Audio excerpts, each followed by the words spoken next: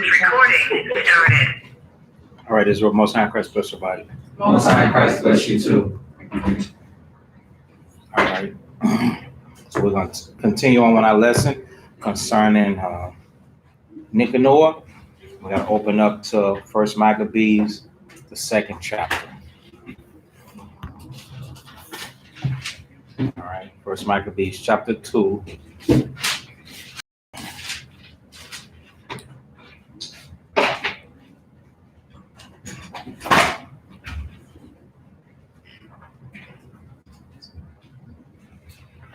Who's gonna read? Nava, read. The book of First Maccabees, chapter 2, and verse 1. In those days arose Mattathias, the son of John, the son of Simeon, a priest of the sons of Joram, from Jerusalem, and dwelt in Moab. So now think about this. All right, Israelites, Shalom. For you brothers and sisters that's just jumped in, all praises to the Most High by Shema Mashiach Yahweh Shai in the name of the Messiah Yahweh Shai. So, doing the worst that can happen, our children, when you read the first chapter, our children were being hung, our houses were being burned, our temple destroyed, our women being killed, our men being killed. The Greeks came in, they tore up our books, etc., etc., etc. I mean, it was horrifying. They tried to make us eat swine's flesh. They send out letters and flyers that whoever didn't follow these strange laws would be put to death. Some like laws are being made today. Instead of them putting out letters and sending them stuff, they put it out on the news. Bulletin. You can be gay. Bulletin. You understand? You can be you can flip-flop. You can transform from a woman to a man. You can a man be a woman. And you know, when you're watching television today, it's like if you black and in TV, you can't be a normal, thriving black person. I'm disgusted. I'm sitting there just trying to degress my mind from, counsel, instruction, advice, blah, blah, blah, people's problems are driving me crazy. I'm like, let me sit up here and let me watch some TV or something. And all of a sudden, you seeing a female on TV, and then instead of the female having a husband, she's got a wife. I'm like, why do they have to do that to us? And we straight letting it happen. The men, feminine. So, back to the point. Everything is chaos. But this is what sticks out the most to me. I need my glasses clean. Somebody spray. This is what sticks out to the most to me. When did this happen? In those days arose Mattathias. The Lord said, I got the solution for them. And every time the Most High has got the solution, you brothers and sisters, y'all are not in this walk for nothing. You just got to stop letting the world blind you. You are significant unto this truth. You got to believe that. Tam? You got to believe that. Power to the people. You got to be ready to stick your foot right up into the system that you need deep. You understand? Setting sisters in line, telling sisters to do this, getting sisters to do that, being a perfect example, being the new woman that the Most High created. Same thing with your brothers, right, X? Nabi. Right, Nabi? All right. Hey, now just some tissue will do it. Y'all have to be excited with this type of stuff, because if you know what, if you're not excited with this, you'll turn back. That's right. You'll be like, ain't nothing up with this truth. This truth is dead. This truth is boring. You'll be feeling like it's not for you. You ain't got no place or nothing for you to do. That's plenty for you to do. Christ said it in Matthew, Luke 12, Luke 10 and 12. He said the harvest truly is great, but the labors are few. You Yeah, he said that thing, man.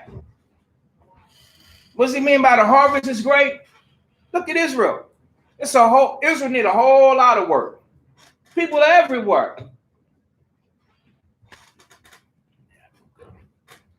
People everywhere. But you have got to look at yourself like the Bible tells you that you are peculiar people of the Most High. This is exciting to me. You can tell. Those days, what days? The days that we're reading about. Israel needed help. The Most High began to raise up. So arose Mattathias and his sons. So this is a family. So you brothers out there that's got sons, you got daughters, you got to be on them. You got to be nailing and driving and screwing and persuading. Do the right thing. Do the right thing. It's work to do. All right? It says Mattathias, the son of John. So I'm reading from the Apocrypha.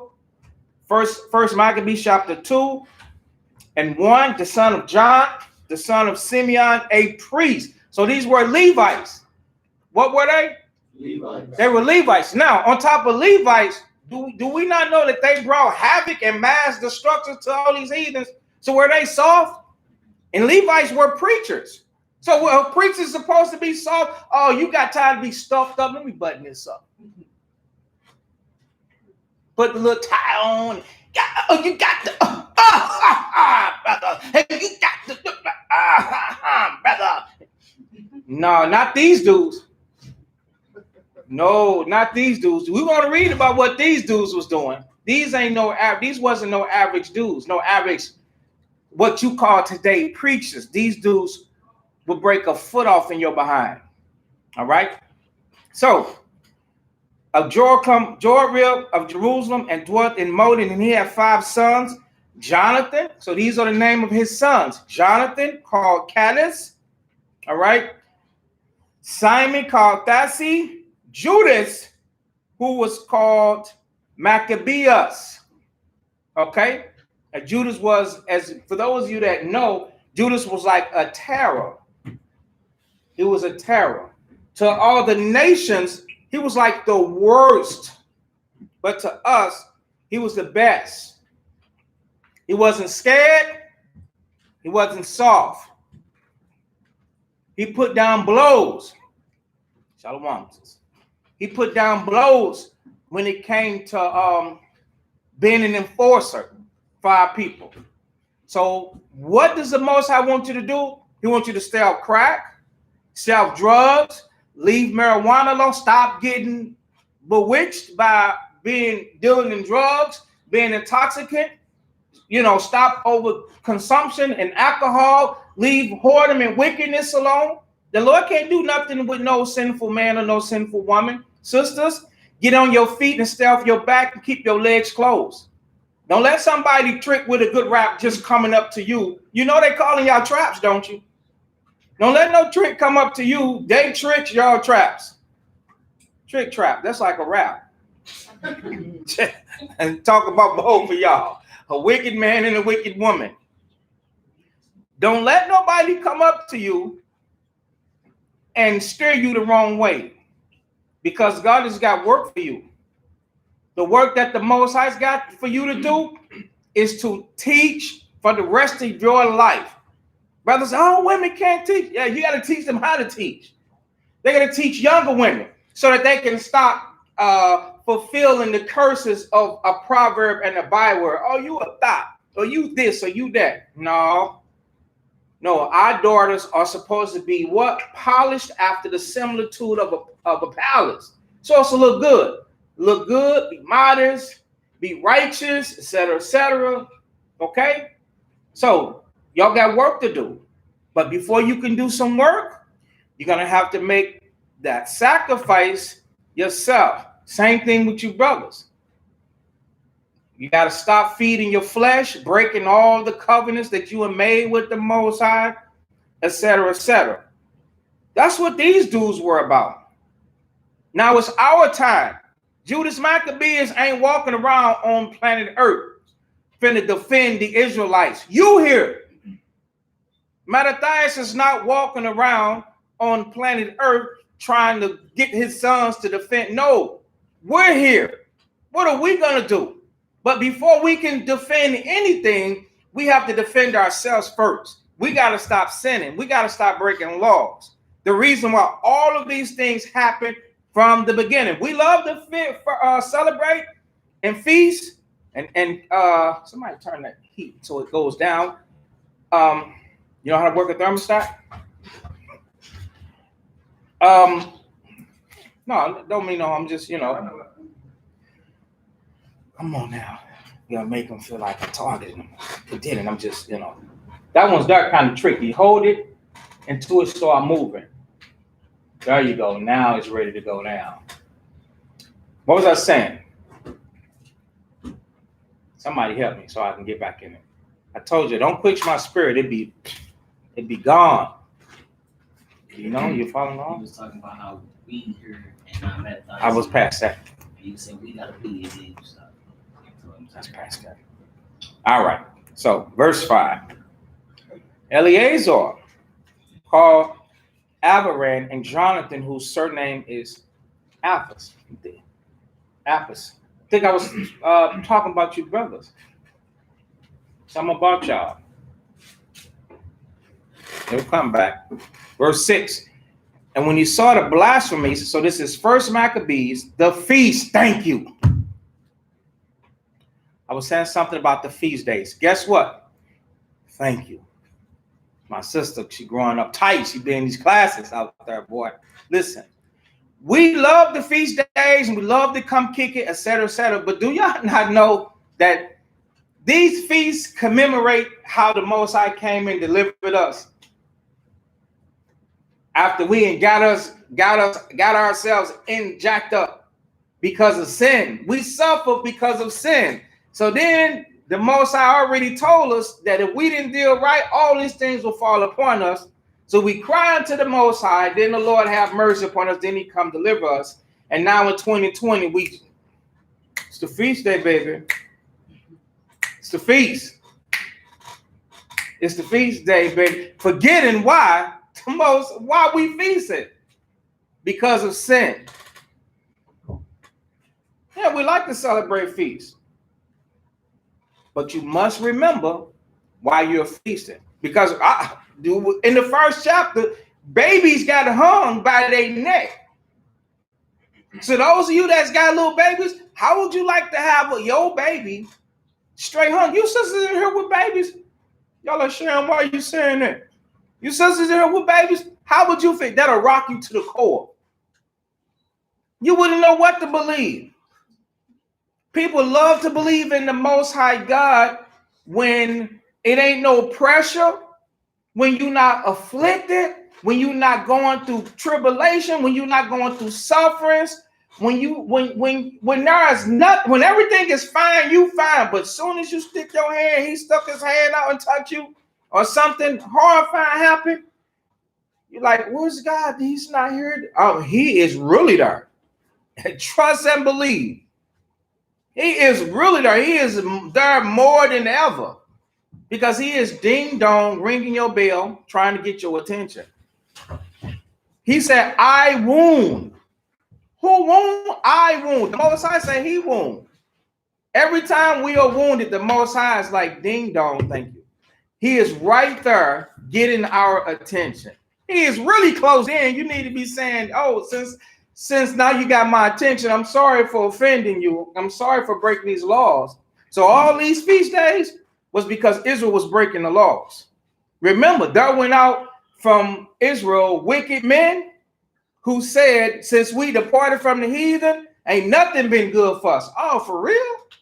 It's to the point to where they built groves and idol houses and all this type of stuff all throughout the cities of Jews. They built the gymnasium and everything. And we're sitting here in class and all like, they let all that happen. Somebody should have been putting these dudes to death. Somebody should have been at nighttime sneaking out with some fuel to burn these things down. But no, they saw them erect. Boom, one by one. One by one. They saw all these things get erected. So why wouldn't the Most High allow this to happen? That's the same thing that'll happen to us if we let wickedness and sin reign in our mortal bodies or in our houses. And it ain't supposed to be like that. You're not supposed to let nothing slide. Not one thing.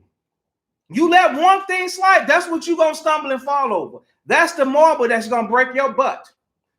Just that one thing. And all you think that you can just escape, the Bible says it's a marvel. If one, you can't let one thing go by in your flesh, in your house, in your body, in the sisterhood, in the brotherhood. Sisters, y'all got to be on each other like white on rice. If you run them up out of here, they wasn't meant to be here. I'm telling you, this book is true. If you run them up out of here, that's because they ain't meant to be here. You brothers, I don't let nothing slide. Nothing. If I heard, if I see, if it happens, maybe I don't know about it, but when I find out about it, I'm on it like white on rice. Every single thing, because that's how the Most High wants it. If our people had been like that, we wouldn't be having the Feast of Nicanor.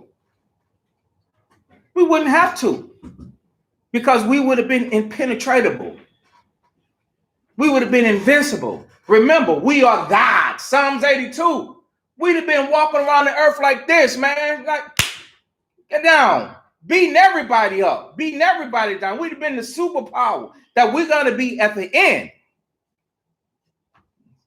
We'd have been that from the beginning.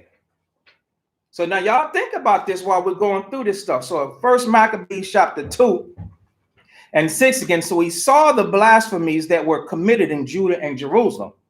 And he said, woe is me, wherefore I was born to see this misery of my people. So he didn't like the way that he saw certain things. And of the holy city, and to dwell there when it was delivered into the hand of the enemy, and the sanctuary into the hand of strangers. Her temple is become as a man without glory. Once it was the most beautiful thing in the world. But now all of a sudden, it's like a homeless bum. And because they stripped it, they took all the gold down, they took the silver, they took the ornaments. It's just like a vacant. Y'all seen vacant places before. That's how the temple was during that time. All right. Her glorious vessels are carried away into captivity. So if it goes into captivity, shouldn't it return? Exactly.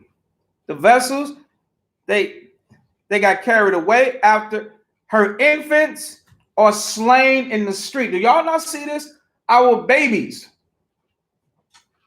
were killed in the street. Her young men with the sword of the enemy. You know, y'all, this young men, y'all the young men. Y'all are the young men. This is referring to, this is talking about like young men y'all age. This ain't talking about like Shinam age, 15, 16, 17. Oh, they got it too. But no, this is talking about like y'all. See, y'all think that men my age are you're old men. No, that's a lie. You got young men, men, and old men. How was what's his name? Eleazar. How was he? Now he's an old man. He was 80. That's 90 years old. Okay, that's an old man right there. So young men, boom. Yeah. And the Most High was allowing it to happen because of sin. You brothers better strike that sin up out of your system, boy. And if you go on a lust, you just brewing up a recipe to be destroyed. That's okay. I can't stop you. All I can do is preach. I'm going to preach till I could check up out of here. I ain't chasing you. I ain't beating you over the head. I'm learning to eject any attachment. I'm cutting them biblical cord. Boop. I'm cutting you. When I say cutting you, the affections and emotions tied to what you do, that shit will kill a person. That's going to be on you. You keep messing up. The same way they got destroyed, you're going to be destroyed. See, I've seen things that none of y'all have seen. I've seen whole congregations destroyed. I've seen young men killed, and it's true. Young men I've taught that should be men right now, but they in the grave right now. Because in their time, when they was instructed, counseled, advised, and told what to do, they looked at man instead of looking at and hearing the word of the Most High. That's why I did that class about close your eyes and open your ears. Because if you just looking at me, you looking at flesh. You need to see the God in me. You need to hear the God in me. Don't look at me. Listen to me. Listen to what's saying. If you read the book and Christ said, my sheep hear my voice. If you know the voice of the Most High, you're going to know what I'm saying is right. Because you have read it for yourself.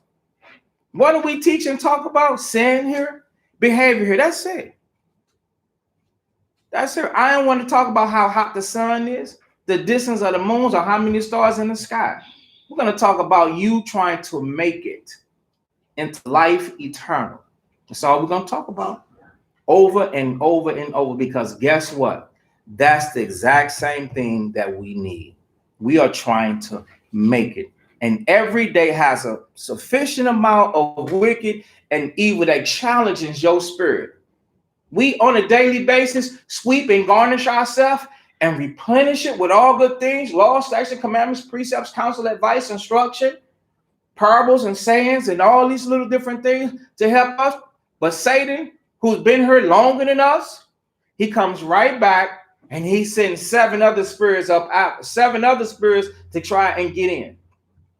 That's the reason why we got to keep talking about sin, what to do and what not to do over and over and over, to keep on garnishing and replenishing ourselves, to make our wisdom stronger, to make our mind stronger, so that we can resist sin and temptation, so that we can be told over and over, this is how temptation look.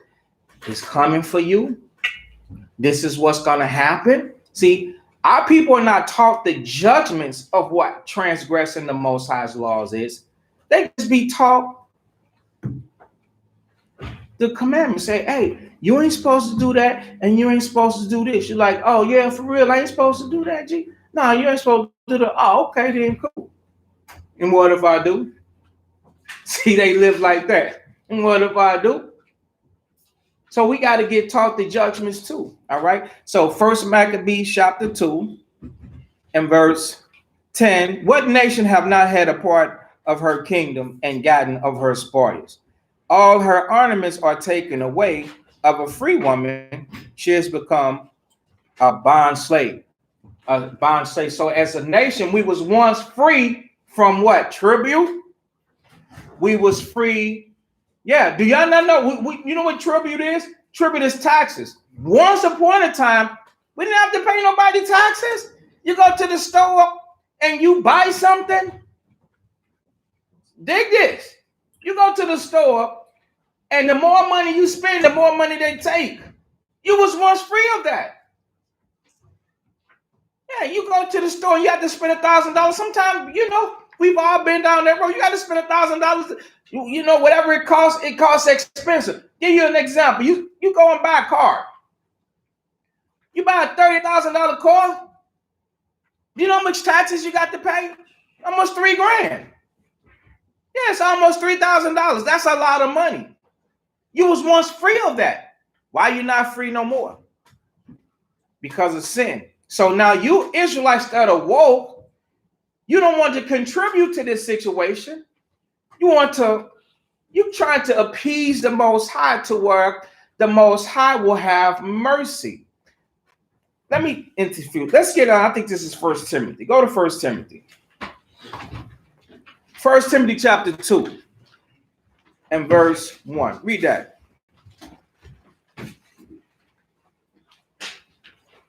The book of 1 Timothy chapter 2 and verse 1. Right. Read that. Come on, brother. I exhort therefore, meaning I encourage you. Okay, go ahead. First of all, supplications, prayers, come on, intercessions, and giving of thanks. Go ahead. Be made for all men. Come on. For kings. For kings. So I'm exhorting you that you do what? You pray for kings. I'm going to tell you what that means. Okay, go ahead. And for all that are in authority. And for everybody that is in authority. This is why. It's going to be self-explanatory. Go ahead. That we may lead a quiet and peaceable life in all godliness and honesty. So now, we must pray for kings and for everybody that is in authority, because we're trying to lead a quiet and a what? Peaceable life. So that means that we're trying to prosper. So while we are applying the scriptures, we're asking the Father, Father, please put a spirit on Chump to where he gonna be a decent person to where he ain't gonna affect us, right? Mm-hmm. Okay. A lot of you don't understand. A lot of people like, pray for him?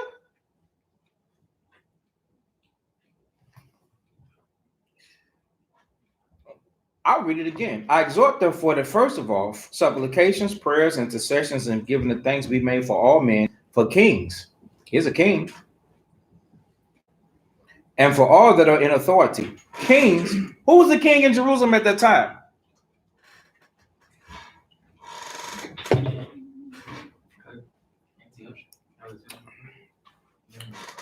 When Paul wrote this to Timothy, Timothy now is an elder and he's teaching. So he has help. Now Paul has help, and Paul is telling Timothy to go out and teach and raise up elders and everywhere ever. But at Jerusalem, who's the king at Jerusalem? Who killed Christ? King Herod. Herod, thank you. And they also had the court of appeals to who? To Caesar at Rome. So those are two kings that you know about right there. Israel had no king. Yahushua was their king. They killed him.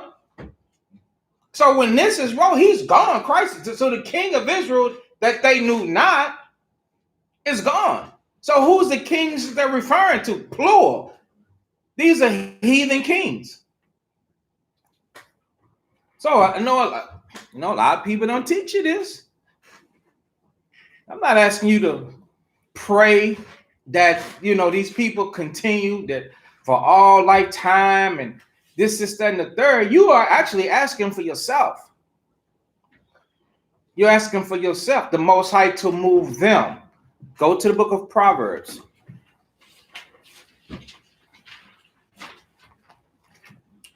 Okay, Proverbs 15, Obadiah, and read that. Proverbs 15 and verse,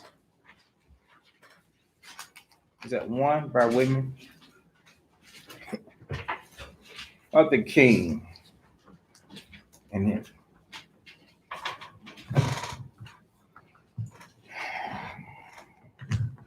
I get it.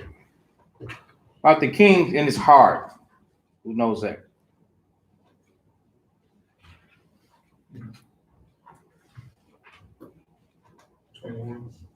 Is that it? Proverbs 21 and 1?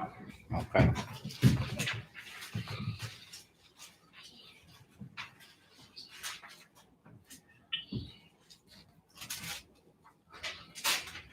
Yes, Proverbs 21 and 1. Come on. The book of Proverbs, chapter 21 and verse 1. The king's heart is in the hand of the Lord. Right. The king's heart is in the hand of the Lord. So now, if you his people, okay, if you his people and you asking the Most High to help you out, and you asking the Lord to help you out, guess what? What are you asking him to do? You're asking him to, even if you have to ask the Most High.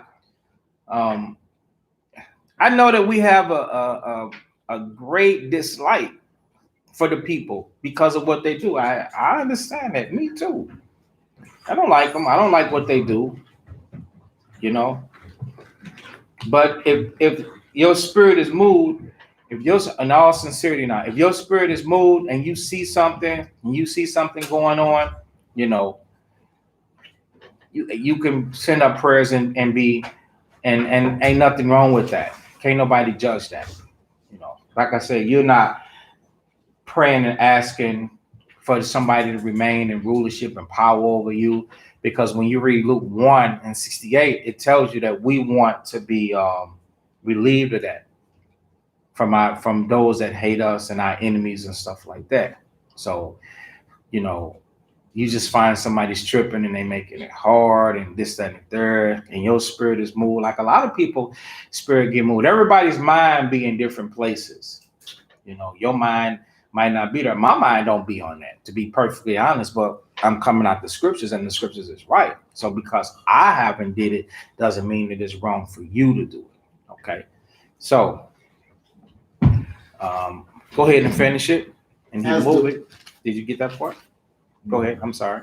As the rivers of water, he turneth it wheresoever he will. So the same way that the Lord controls the rivers, that's the same way that he controls the mind and hearts of every king on this earth. Okay. So let's go back to 1 Timothy 2 in verse 3. Read. 1 Timothy chapter 2 and verse 3.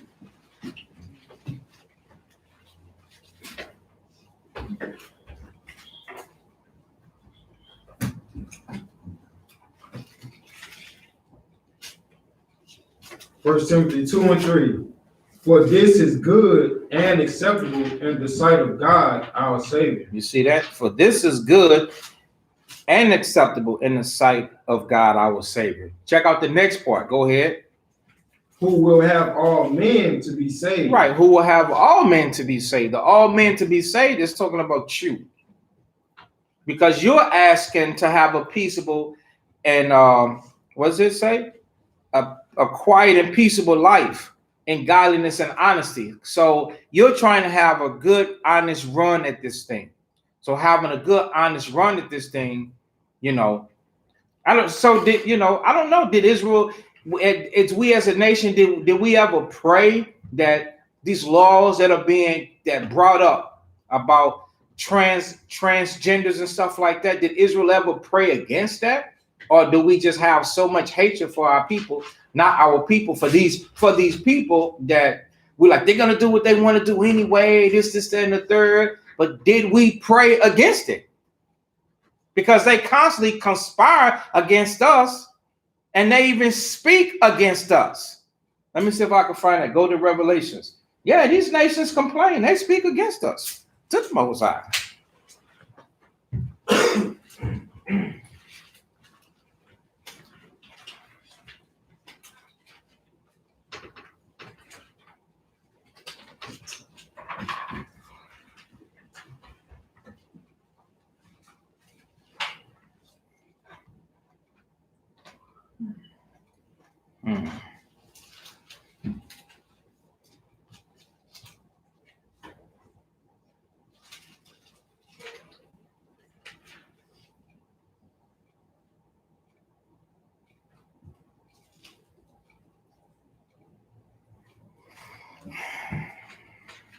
Bear with me. Let's see.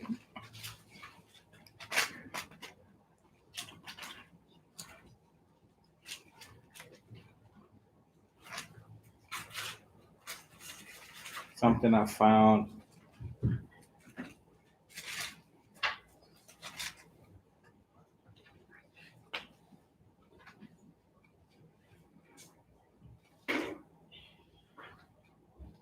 Revelations 12.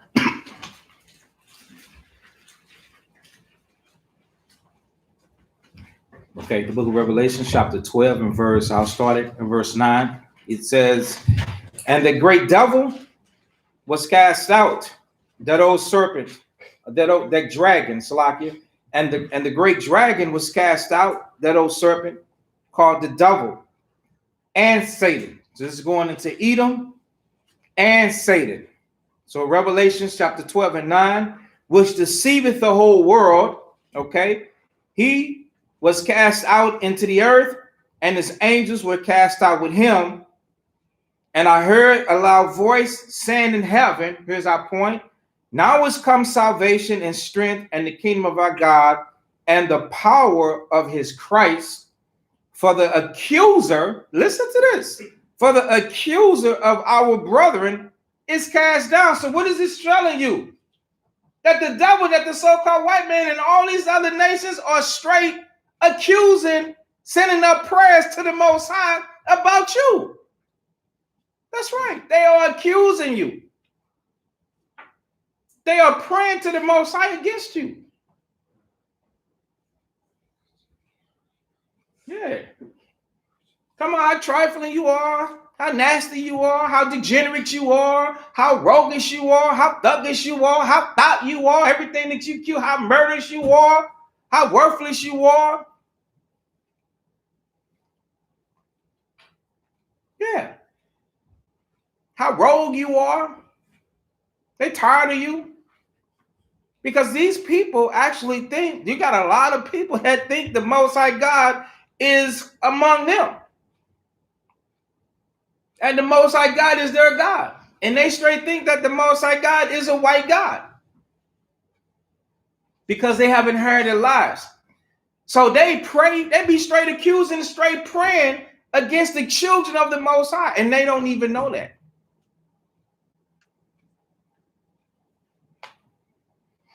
Just thought you should know. So let's go back to 1 Maccabees 1. 1 Maccabees 2. So you can ask the Most High to control them. They devils. Who was empowered by Satan. You ask the Most High to control them. Put brakes on them. Because you're trying to lead a quiet and peaceable life. And I don't know if our people be doing that though. All right. So 1 Maccabees chapter 2. 1 Maccabees 2. And that's somewhere like 14. 13. So our sanctuary, even our beauty and our glory, is laid waste, and the Gentiles profaned it. So they've been destructive to us all times. To what end, therefore, shall we live any longer? Then Mattathias and his sons rent their clothes and put on sackcloth and mourned very sore. So when his sons saw it, you know they learned it from their dad. When his sons saw it, they felt the same way. So was their house divided?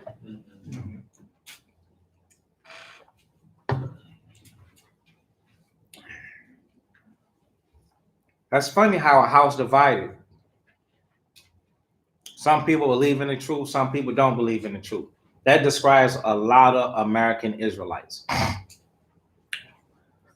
A lot of households. Yep. That's off right there. Right here, that's a king-size statement. Him and his sons, bam, tore their clothes in anger. In the mean, while the king's officers, such as compelled the people to revolt, came, Mattathias also and his sons came together. Then answered the king's officers and said to Mattathias on this wise. So they got the right one that day. Thou art a ruler, an honorable and great man in this city, and strengthened with sons and brethren. How would they know that about Mattathias?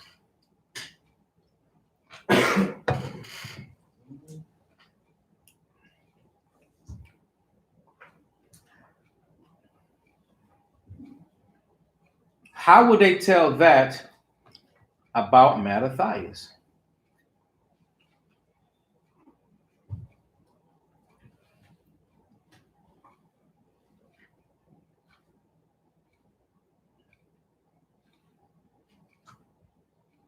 Anybody? By his stature, his gait. That's right. That's right. You can tell a man by his stature, by his gait, what type of disposition he carry himself is, him and his family, and him and his sons. He just reeked of, not in a bad way, of stature, of strength. You can tell. Let's get that.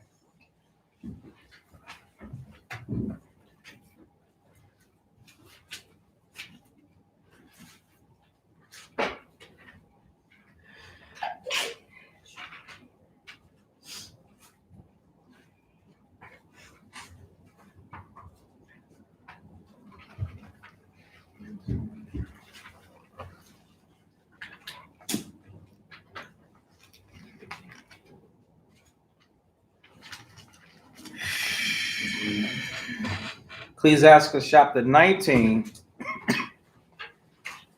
and 29.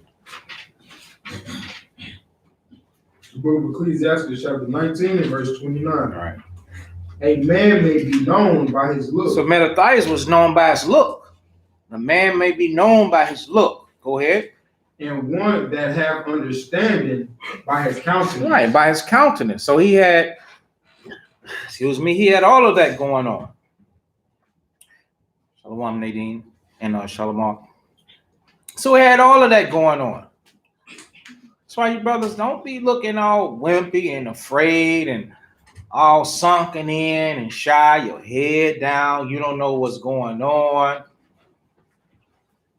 And fearful, too. And fearful. You're looking fearful. Right? So Mattathias wasn't looking fearful, so they went right up to him. They didn't know him personally. They went right up to him because he looked like he was the person that was not afraid. People look for you for security. You are the strength of your people. We are the strength of our people. Okay? Go ahead. When thou meetest him. When thou meetest him. Go ahead. A man's attire and excessive laughter and gait show what he is. So all of these things can show what's up with a brother. Okay? His attire, his clothes. All right. His excessive laughter. A person with excessive laughter is what? He's gonna be looked at as like maybe he's a clown or something. He's excessive laughter. All right. Or a comedian or something like that, right? It's a funny guy. And his gait, maybe how's he walk with confidence. He has a strut. All right. Show what he is. Now let's go back.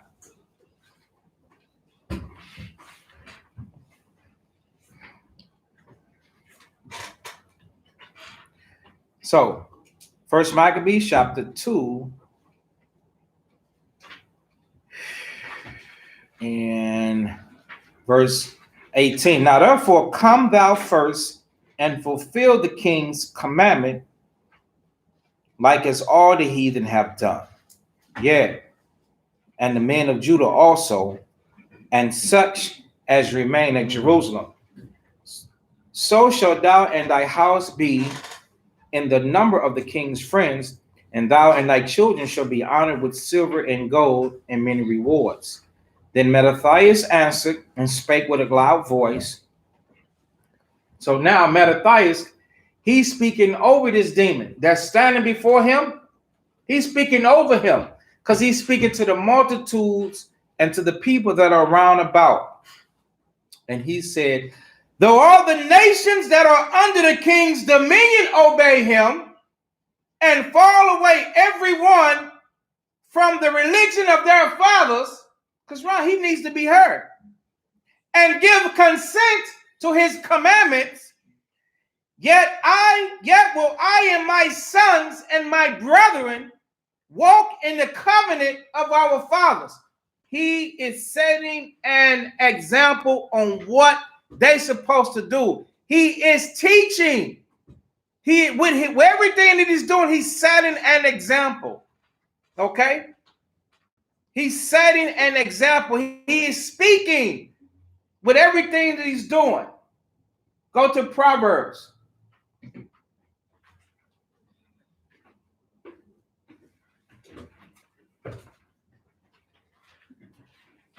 The book of Proverbs, chapter 6 and verse 13. Read the second precept. Proverbs 6 and 13. He speaketh with his feet. He speaketh with his feet. From the time he showed up, all eyes was on him. All his brethren Israelites was on him. He was commanding and telling them, this is how you walk. This is how you stand stiffly and stand firmly in the face of adversity. He's speaking with his feet. Leave him alone so he can read. Read. He teacheth with his fingers. He teacheth with his fingers, meaning his actions. So his actions by going about what he was doing, he was teaching Israel how to respond to these people. Okay, let's go back. This goes the same thing for you brothers and sisters. Your actions hold weight. You are speaking with the things that you do. You are teaching as well with the things that you do. Your actions, they speak. Your fingers, they teach. Let's go back. That's what Mattathias was doing when he spoke over these demons. Why am I calling them demons? Because they killed our people. They robbed us. They destroyed us. They invaded us. That's why I'm calling them demons.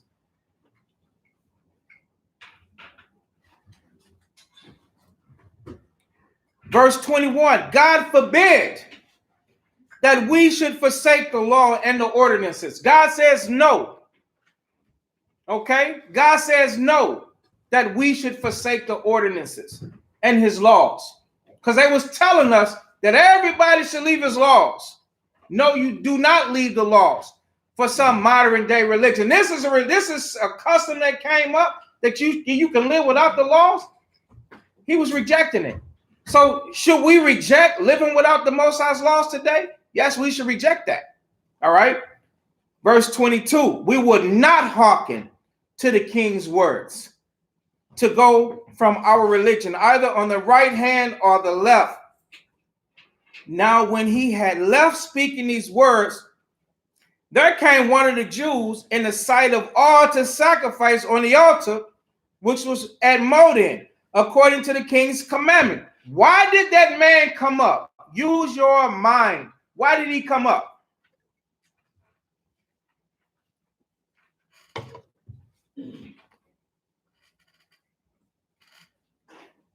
Let's just use the scriptures that we've been reading. Why did he come up?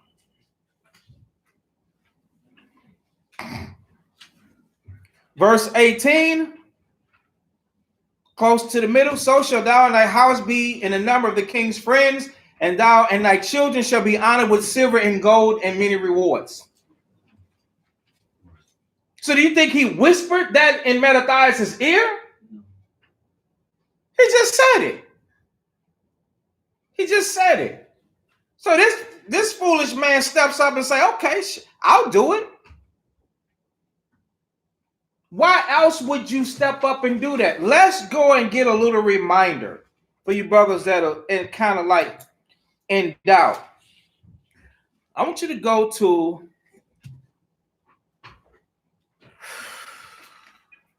same chapter. No, chapter 1 and 60. At which time, according to the commandment, they put certain women to death. So you think the one that came up didn't know that women lost their lives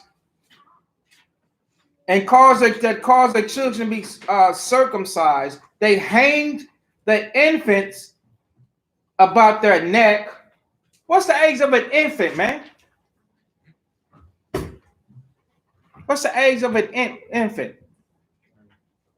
From 0 to a couple, to on up in the months. So what type of person who knows that they hung our little babies and killed women and slew young men?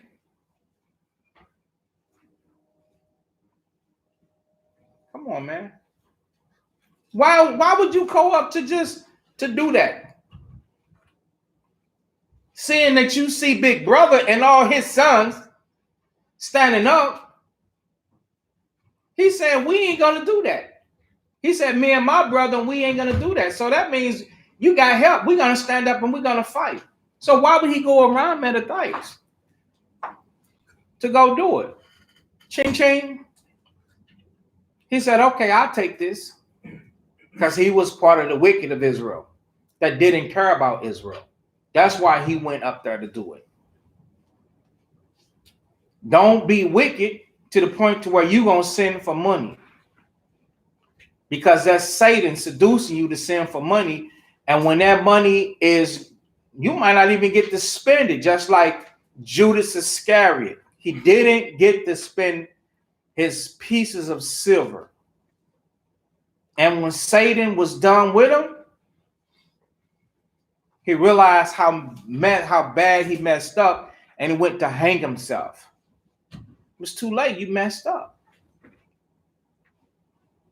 When Satan get on you, you blind. You blind. Righteousness is compromised.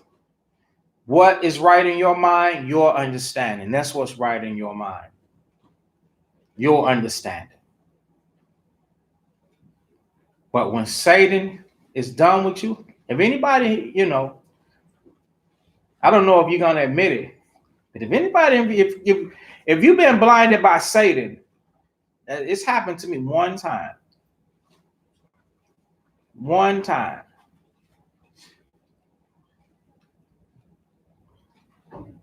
You would know is real. Say the devil is real, man. Satan is real.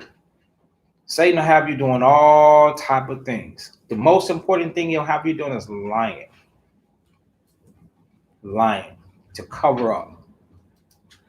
Because in your mind, the thing that you're doing is reasonable. It's not bad at all. If it's not bad, why you lie? Why do you have to lie?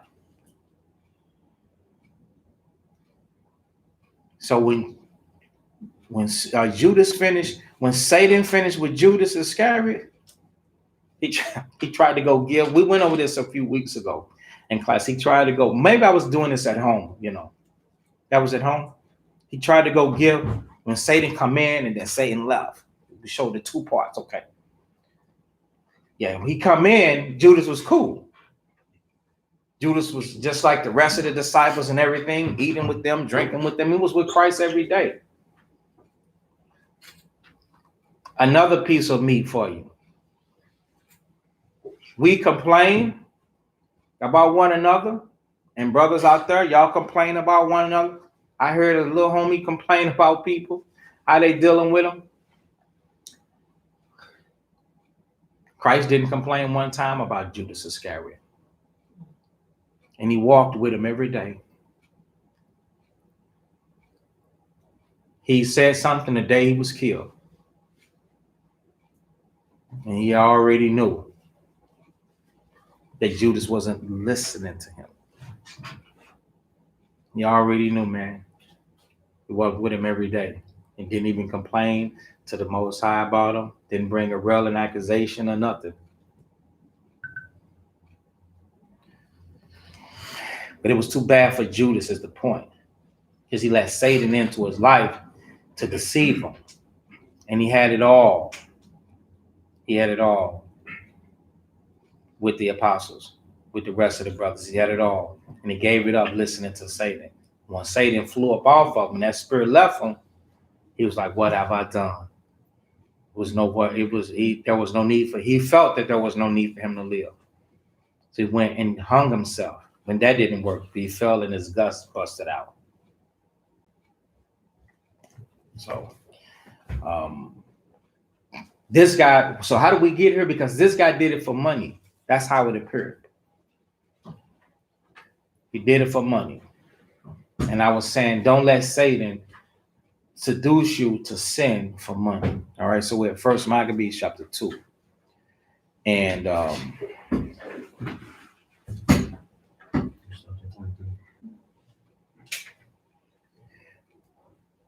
yeah, so the guy, he came up, we read that, verse 24, which thing when Mattathias saw, he was inflamed.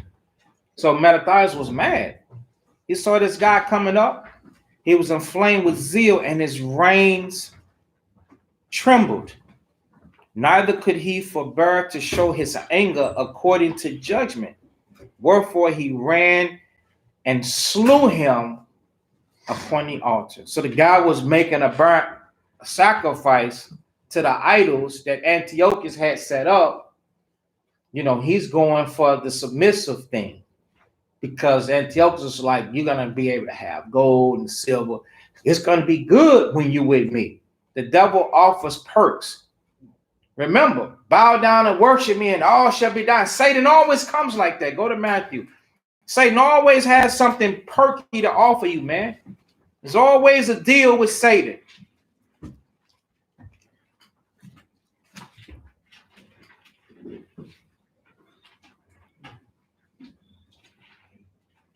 Matthew chapter 4.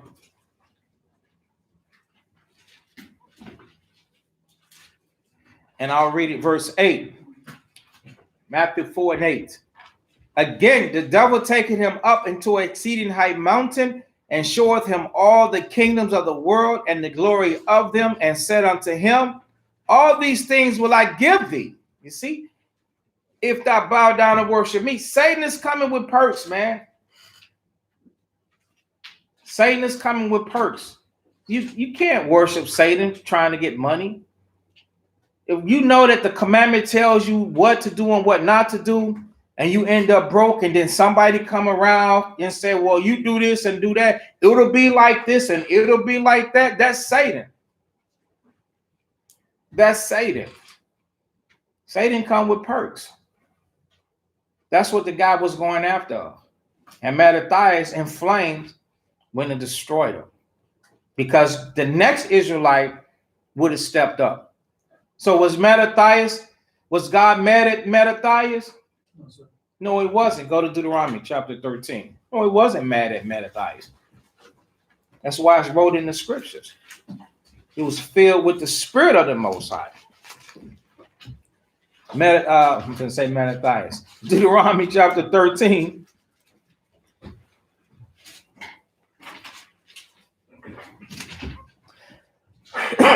That's a lot. Try not to read all of this. Deuteronomy 13 and 6. If thy brother, the son of thy mother, or thy son, daughter, wife of thy bosom, I mean, this is a very your rib, and she's very close to you, or friend, which is thy own soul, entice thee secretly, saying, let us go and serve of the gods. So the guy wasn't even secretly done it. He was doing it out right in front of everybody, which thou hast not known, thou nor thy fathers, namely the gods of the people that are round about thee, nigh unto thee, or far from thee. All right. Verse 8, we're going to skip down. Thou shalt not consent unto him, nor hearken unto him, neither shall I pity him, neither shall I spare him, neither shall I conceal him. All right. But thou shalt surely kill him. Thy hand shall be first upon him to put him to death. Look how righteous Mattathias was. He was right there. He was right there. Mattathias ran up and put him straight to death. And afterwards, the hand of all the people, and thou shalt stone him with stones, that he died, because he hath sought to thrust thee away from the Lord, which brought thee out of the land of Egypt. Verse 11, and all Israel shall hear and fear, and do no more such any wickedness as this is among you. So Mattathias, through the spirit of the Most High, put him to death. The rest of Israel, like, if we do this, Mattathias going to fall upon us. We're going to nip this in the bud. Okay? So he was applying the scriptures. Let's go back to 1 Maccabees chapter 2.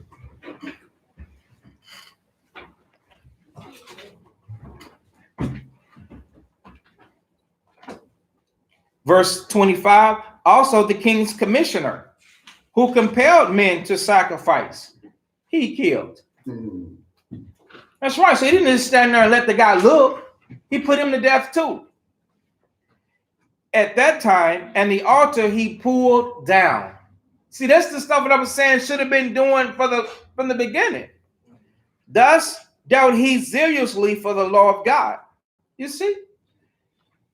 Like as Phinehas did unto Jambri, the son of Shalom, and Mattathias cried throughout the city with a loud voice, saying, whosoever is zealous of the law and maintaineth the covenant, let him follow me. And so he and his sons fled into the mountains, because he knew that Antiochus was going to come back for war. He was going to come looking for him. He knew that. And left all that ever they had in the city. So they left all their possessions, their houses, their garments, their clothes, their cattle. They had flock. They left all of that stuff. They left it. They said, we have to leave and get out of here, and we got to get up out of here right now.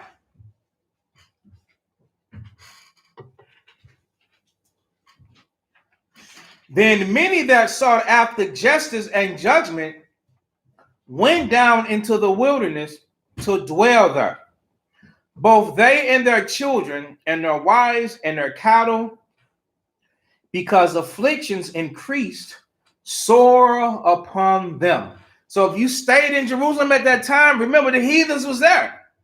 And they were persecuting anybody trying to apply the scriptures. Oh, they knew you had your head covered on, you had your fancy dresses on. When they brought in, they whores. They nasty whores. The white woman is a whore. The white man is a rapist. He's a madman. You understand? So you walking around trying to be holy as thou is the Most High. You trying to be holy like the Most High. You sticking right out. Like, oh, okay. What are you doing? Are you sacrificing? So if you didn't have this disposition about yourself, go to Proverbs.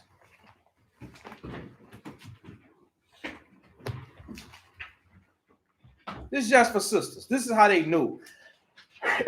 You Proverbs.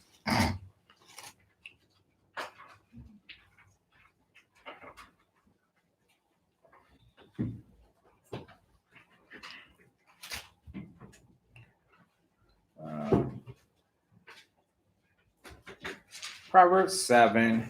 Is this right?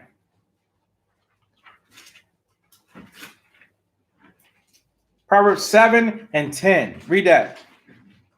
And behold, there met him a woman with the attire of a harlot and subtile of heart. Go ahead. She is loud and stubborn. Stop right there. So if you wasn't like that, then they knew that you were still trying to hold on to your integrity.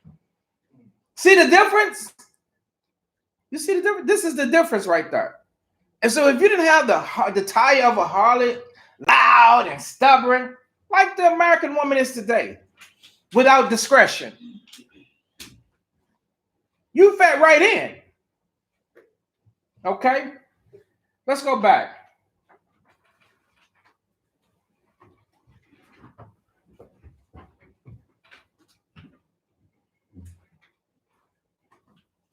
Go over to 2nd Maccabees. So you don't think I'm pulling the leg and just, oh, he's going to show me that. 2nd Maccabees chapter 6. Show you what the Gentiles was doing. The Greeks. 2nd Maccabees chapter 6 and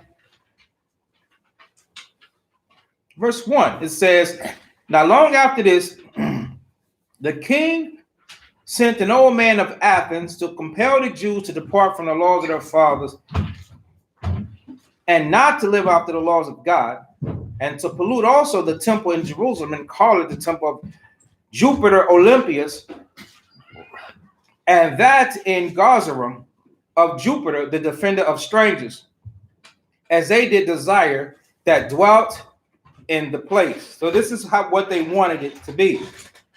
The coming in of this mischief was sore and grievous to the people, meaning Israel. Here it is.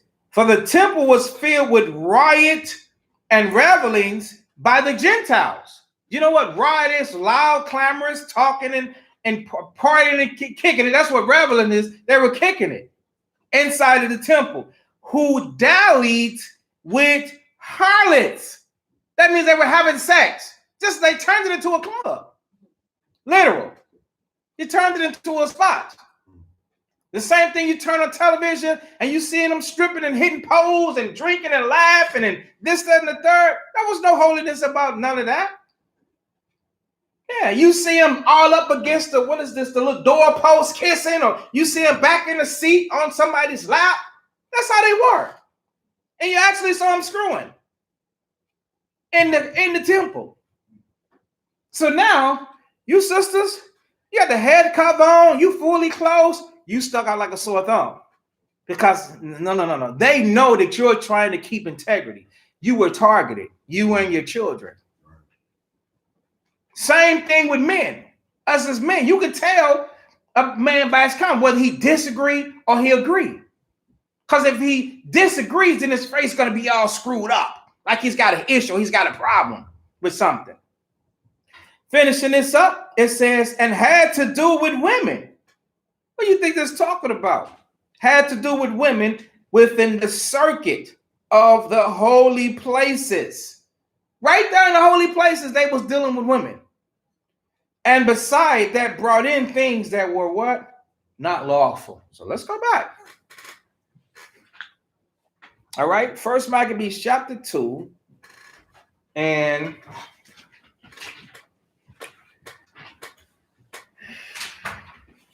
so when it says sore afflictions increased upon them, yeah, because the ones that stayed, you was trying to be righteous. Nah, they weren't going to let that happen. So now I'm at verse 31. Now when it was told the king's servants and the host that was at Jerusalem, in the city of David, that certain men who had broken the king's commandment were gone down into the secret places in the wilderness. They pursued after them a great number, and having overtaken them, they camped against them and made war against them on the Sabbath day. And they said unto them, let that which ye have done hitherto suffice. Meaning, stop running from us. Come out. Surrender. They're going to kill him. They wanted to kill him anyway, because that's how they do. They want to kill you anyway. They get you to surrender. They put you in handcuffs. Then they beat you to a pulp. That's why the best thing for each and every last one of you Israelites to do is understand Romans 13. I did a class about Romans 13. It says, obey the powers that be, for the powers that be ordained to the Most High. He's got a spirit on them. But if you are law-abiding Israelites and you are keeping the Most High's commandments with fear and trembling, you're not breaking the laws. You're not stealing. You're not fighting. You don't have public intoxication. You're not drinking and driving. You see, you got a driver's license. That's right. You have a valid driver's license. You don't have stolen tags, stolen stickers. You got the right license plates on your cars. You got insurance. You're not speeding or over speeding. You understand? You pretty much doing what you're supposed to do. The Bible says that God says that rulers are not a terror to what? Good works. Good works. See? Damn. He just solved that problem right there. So therefore, the Most High is going to defend you. He's going to defend you. He's going to cover you. He's going to justify you. But as soon as you step out to the left or to the right, that man is going to bust your head. And that's why you see a lot of things happen to our people, because we're living without the commandments of the Lord. We try to tell them, they don't want to hear it. Then you got all the portion of the 2/3 that's out there that don't listen unto the Most High. Like, why is this happening unto us? What can we do? We need to change legislation.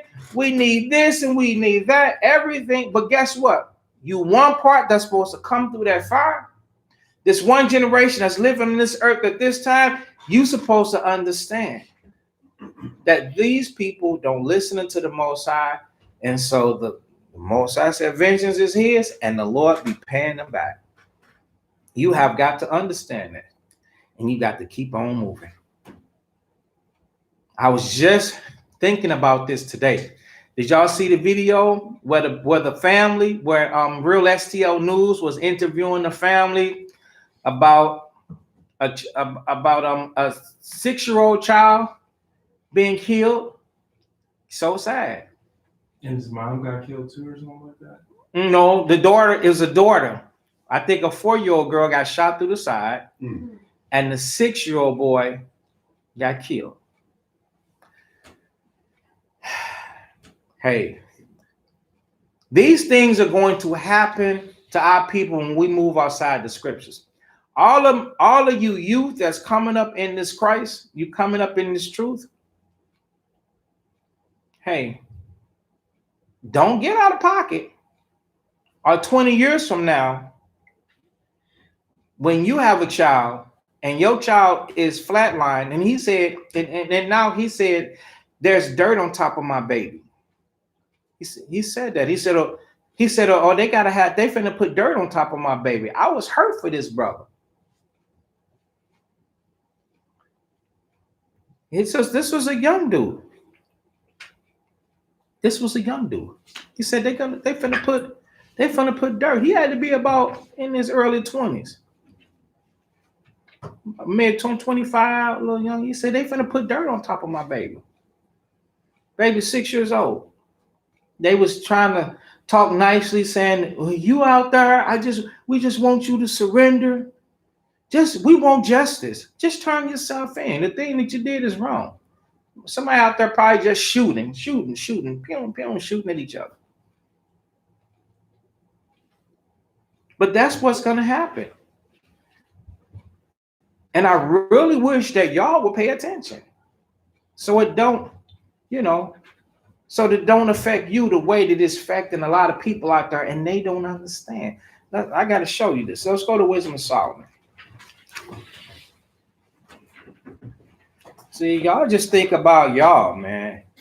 Brothers and sisters, sons and daughters, you just think about you. Only thing you be thinking about is I want love. What was that? Wisdom of Solomon, chapter 4.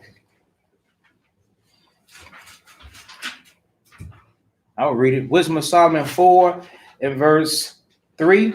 And I want you to listen real good to this, so you don't hurt your future, nor your baby, nor you have to put dirt on top of your baby. I want y'all's undivided attention. Wisdom of Solomon 4 and 3. But the multiplying brood, that means having a lot of children. You got 3, 4, 5, 6 children. Of the ungodly shall not thrive. The Most High gonna keep knocking them down. There are people out here that lose all their children. That's right. The system take them one by one. Division of Family Services. Because you are ungodly. And you still be tempting the Most High like, I know I got to get bad and this. I tell you all the time, I don't want to hear that. If you got the strength to say that, you got the strength to do it. Now it says, nor take deep rooting. If a plant or a tree take deep rooting, that means it's going to be strong. But the Lord says your children not going to take a deep root. They're not gonna grow deep roots to where it continues to survive. Then it says, from what? Bastard slips. That's right. What is a bastard? A bastard is a child without a father. That's why I tell you, young girls, keep your legs closed. You start burning and this, that, and the third. And now all of a sudden, the guy be like, is it mine? Is it mine? Now he thinks you a whore. You're like, I ain't been with nobody but you. You're like, I'm gone. He leaves because he don't want to be responsible. He don't want to be responsible because he was never taught to be responsible. He wasn't taught to be righteous.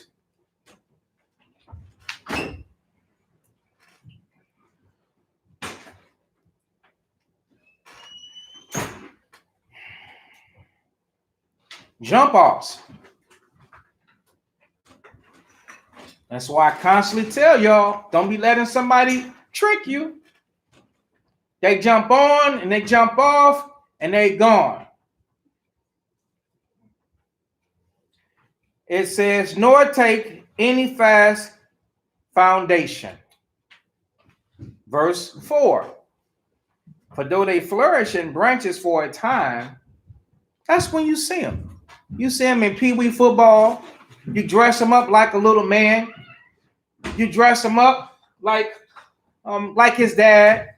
He's got the Timberland boots on. He's got the nice little jeans on. He's got the nice little jacket on. He's got the fresh haircut. He's dressed up like his dad or the little daughter. She's so pretty and cute like her mom. You got her braids done. This sister, they flourish for a time. Yet, standing not fast, they shall be broken with the wind. The wind blows, it knocks them over. They end up on the ground, 10 toes up. And you boo-hooing. You're weeping and crying and everything. You taking for a loop. You like wondering, what happened? What's wrong? You do silly stuff like, I'm going to have a baby by him so my baby can have good hair. You see how simple we are? Or I'm going to have a baby by her. I can keep her. Or my baby going to be pretty. She's going to be cute. She's going to be fair. She's going to be beautiful. This is the simplicity that be in the mindset of people not knowing that God's going to strike your baby down because you, as an individual, is a wicked individual. You are a lawless individual. You have played the whore and have become a hater of the Most High God. See, God ain't playing no games with people. People play games with each other, but you can't play with the Most High. Because when he ready to take vengeance, he ain't going to be slack or miss. Bullseye right on your back. And he going to hit you where it hurts. You are to be afraid. That's why Ecclesiastes chapter 26, it teaches you who to be with. A fruitful individual. That way, the child that you have good assurance. You're like, okay, this is come from a good stock. Everybody that's emotional and you keep fighting, you is recipe. You just a good recipe for destruction to yourself, man. You think that this ain't gonna hurt you? A few years back when Mike Brown hit the ground, I was like, wow. The Most High visit this family. That boy was 19 years old. Waited 19, 20 years old to visit them. You know they raised this boy up. They love this boy. They raised this boy up. His daddy standing 6'2", 6'3", 6'4" years old, 6'4", nice and tall. And his mom very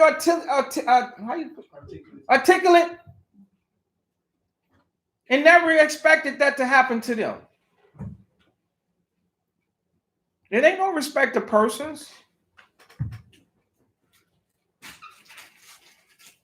And through the force of winds, they shall be rooted out. The imperfect branches shall be broken off. What did the Lord say in Matthew 5:48? Be ye therefore perfect. What did Christ say? That you may be without spot, blemish, or wrinkle. So if you are without Christ, if you are in Christ, you're supposed to be building and making yourself without this spot, blemish, or wrinkle. That's being in Christ. Outside of Christ, you don't have no hope in this world. There ain't no hope for you in this world without the Most High in Christ. Their fruit, unprofitable. Their behavior is not good for anybody. Can't nobody learn from them. Your child can't teach anybody anything. How to play basketball is not a good. You ain't teaching somebody something that's profitable because that's the same person that's going to date rape a girl. It's the same person that's going to be selling drugs. It's football, basketball, baseball players, drug dealers, rapers, whoremongers and whores and adulterers. Not all, but their fruit is still unprofitable. They're not about the law, statutes, and the commandments. It says not right to eat. Yeah. So those of you that are in truth, you shopping for beauty, you want somebody fine. You sisters, you want somebody fine. You better read Wisdom of Solomon 4. Because the child that you spit out, the Most High gonna target.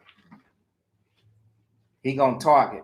You're gonna have a lot of issues and a lot of problems with that baby. Same thing with you brothers.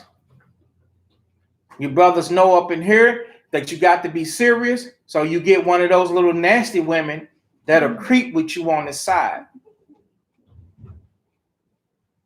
Okay, she gonna wear you out. You gonna go into captivity while you in slavery. What's the initials for the child support services? What's the initials? Who know them? I mean, I ought to know them, but I forgot them, baby. I'm done. So I forgot.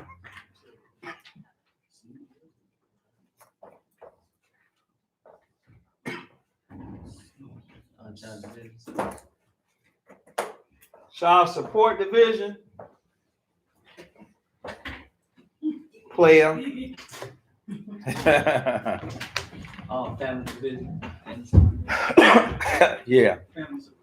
Family support. Yeah, that you get that. That's a letter you don't want to see in the mail. You don't want to see that in the mail.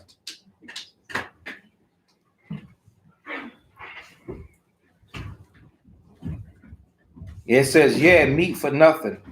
The Lord said the children are meat for nothing. They're not good for anything. They get to a certain age, you can't even control them.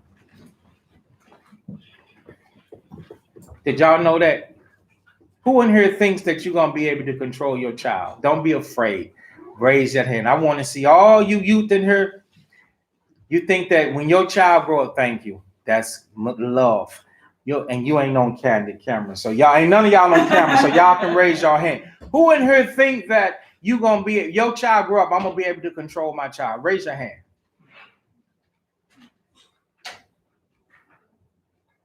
Okay. You can't. As adults, nope. Strike 3. Mm. Mm-mm. Mm-mm. You gotta teach them. Okay. All righty.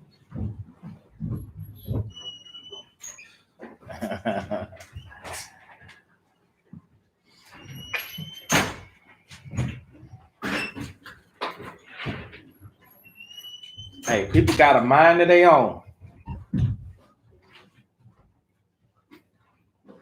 I've been speaking to the stomach with mine, truth. Shit.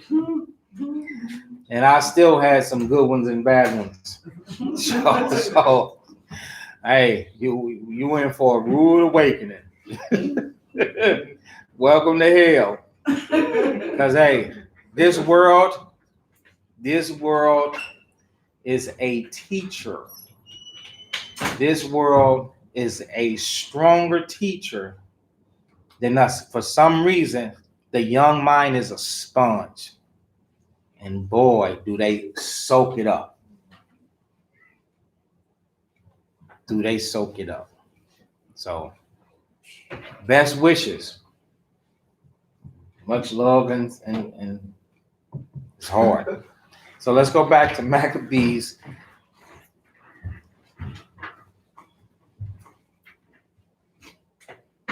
First Maccabees chapter 2.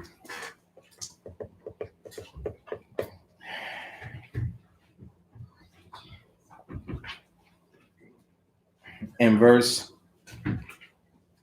34. But they said, we will not come forth, neither will we do the king's commandment to profane the Sabbath day. So then they gave them the battle with all speed. So the Greeks came up and destroyed the people that they gave away their stuff when they left and say, hey, yo, I'm done with this. Leave me alone, etc., etc. They still pursued them. They still followed them to destroy him. All right? They didn't have to do that. Verse 36, howbeit, now and these were commandment keepers. That's why they left.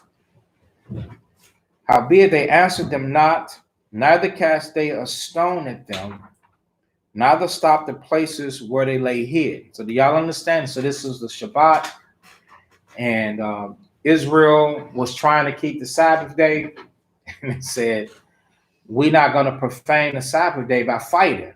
You coming up against us, but said, let us die all in our innocency. Heaven and earth shall testify for us that ye put us to death wrongfully. So they rose up against them in battle on the Sabbath, and they slew them. They killed them. They killed people that wouldn't even fight. The people just standing there with their arms down, taking sticks and stones and swords. I told you, this is how the man likes to fight. This is a coward for real. This is how he likes to fight. He likes to fight you when he handcuffs you. That's why the best thing to do, keep the commandments, avoid them. You see him right here, go the other way. Go 10 miles, go 10 miles this direction. Don't even look at him. Do you know there's certain things that trigger him? If you see them driving, they used to get you because you do this. Yeah. They see you looking at them, they like, what are you looking at us for? Turn back around, whoop, light them up, pull over, got you stretched all out in the car, violating you. Don't even look at them. People that wouldn't fight back, they killed them. So they slew them with their wives and children. So they slew kids, they killed kids and their cattle.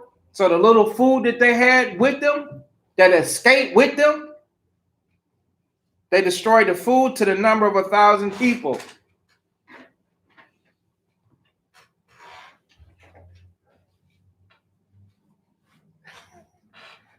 Isaiah said they get behind him. He turned into the gas station or something. Get him on camera or something, Uzziah. Now when Mattathias and his friends understood hereof, they mourned for them right sore. And one of them said to another,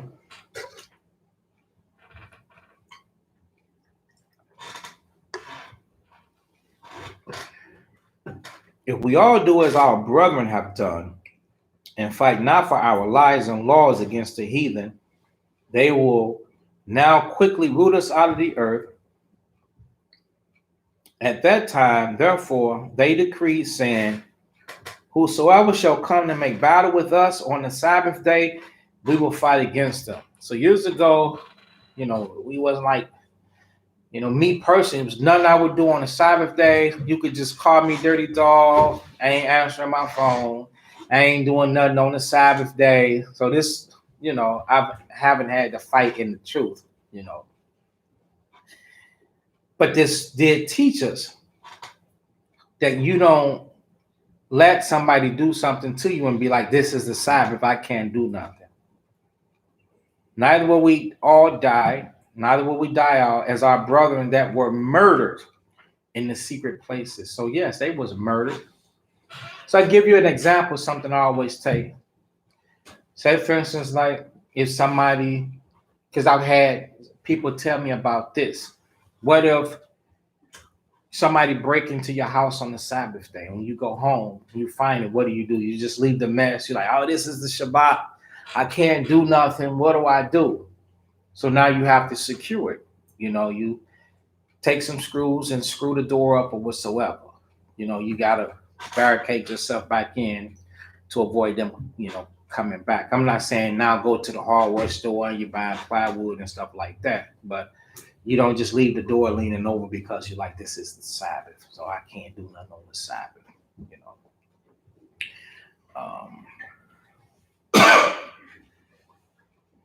Because I remember one time somebody did come to class or something. I think they stayed, I don't remember who it was, but I just remember the story. They stayed in an apartment for what I remember. And it said that a person watched them leave. And when they left, they came here, they went back, and their apartment door or something was kicked in. And sometimes we tend to blame where we went on the incident. If I hadn't went there, so then obviously you ain't none of y'all, they ain't never came back. If I hadn't went there, then my house wouldn't have got broken into. Yes, it would. Because the Most High said, break into their house. They're gone now. You understand? Because of sin. A lot of you live in sin and you don't expect the Most High to touch you. It's not, is he going to touch you? He's going to touch you. When is the thing? That's the thing. When? So stop saying, is he going to do it? And don't ask me again, texting me or anything. Email and smoke signals. Ooh, is he going to touch me, elder? Yes. Yes. Yes. Ain't nobody going without chastisement. The Bible says we're all are partakers. You're going without chastening. Yes. If you choosing to sin, there are consequences for the things that you choosing to do. The thing is, you don't have no control. You be trying to control what's going to happen. You can't control what's going to happen to you, man. The Most High going to bring the thing that you fear upon you. The thing that you fear the most, that's what the Lord is going to bring on you, man. So my advice to you is, give it up. Give it up. Like I had to. I'm done. I'm done. The Bible says his eyes are 10,000 times brighter than the sun, beholding all the ways. There's nothing to do there. Enjoy what the Lord did give you. The unity and the love of brothers, the fellowship of the Spirit. And the work that you have, which is the responsibility of providing for yourself. That's what he gives to you. Okay? So now we're going to finish this chapter, and that should be a long chapter. Verse 42. Then came there unto him a company of Assyrians who were mighty men of Israel. So I believe that this was the tribe of Asher. Even all such as were voluntarily devoted unto the law. You see that word voluntarily? That's how we to be. We to voluntarily be devoted unto the law of the Most High. Nobody had to force you to do it. Also, all they that fled for persecution joined themselves unto them and were a stay unto them. So people going to flee persecution. All this stuff won't happen again, whether y'all know it or not. So they joined their forces and smote sinful men in their anger and wicked men in their wrath. But the rest fled to the heathen for succor, meaning safety. Then Mattathias and his friends went round about and pulled down the altars. So now they went back up into the city and started doing what I was saying should have been done from the beginning, was destroying these places of worship. And what children soever they found within the coast of Israel uncircumcised, those they circumcised violently. They pursued also after the proud men, and the work prospered in their hand. Look what they call it, destroying these people. Israel and Gentiles. They calling it the work. The work. This is what they calling it, the work. So they recovered the law out of the hand of the Gentiles and out of the hand of kings. Neither suffered they the sinner to triumph. Now when the time drew nigh that Mattathias should die, he said unto his sons, now have pride and rebuke gotten strength. So look at that. So he's talking about the Greeks, right? They got strength now, okay? And the time of destruction and the wrath of indignation. So that destruction and indignation is what's happening towards us. Excuse me. Now, therefore, my sons, be ye zealous for the law, and give your lives for the covenant of your fathers. That's how the Lord wants you young brothers to be. He wants all us to be like this, okay? Call to remembrance what acts our fathers did in their time. So now you have to compare yourself to men that lived before, or else you let yourself become idle and a dud, worthless nothing, okay? So shall you receive great honor and an everlasting name. So in doing so, you get respect, you get honor, and you get a good name to yourself. Was not Abraham found faithful in temptation? And it was imputed unto him for righteousness. Joseph, in the time of his distress, kept the commandments and was made Lord of Egypt. What was Joseph's distress? And his people. What was Joseph's He was distress? tempted, to commit adultery with. Yeah. Okay, what? No. What'd you say? He was tempted to commit. What'd you say? He was tempted. Y'all agree with that? Yes, sir. Shit, I don't. He wasn't tempted. That was an abomination to him. It was a filthy thing to him. His distress was him being in prison. He was in prison out of his control. He was tempted to commit adultery. Shit, like hell, he wasn't tempted to commit adultery. He was sold into Egypt. He was in prison.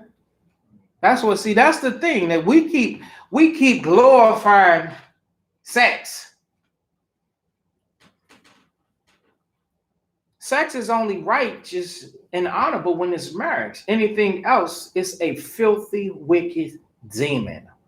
It's an evil thing, brother. There's nothing righteous about it. It's an abomination. Marriage is honorable. That's the only thing, brother. And the bed undefiled. Whoremongers and adulterers, they're going to burn like a drop of water over a flame of fire. And it's over. So his distress was his wrongful imprisonment, brother. Not the woman. Don't let the woman be your fight and be your battle. A lot of brothers, you pour that destruction down upon you because you are lookers. You are lookers. You're supposed to be correcting that. That is shame. You have to correct that. And you also have to pray for yourself that the Most High take that spirit away from you. The Lord can take that spirit away from you. And what's he going to replace it with? Reproof of instruction, which is the way of life. That's Proverbs 6:25. He's going to correct it with the reproof of instruction. So you got to start doing a process of eliminating these things up out of your life from day-to-day basis. Praying, fasting, not gazing upon. All right? So, Phinehas, our father, in being zealous and fervent, obtained the covenant of an everlasting priesthood. Joshua, it says Jesus, but it's referring to Joshua, for fulfilling the word, was made judge. He was made a judge in Israel. And he also went in to see the land after everybody else except him and Caleb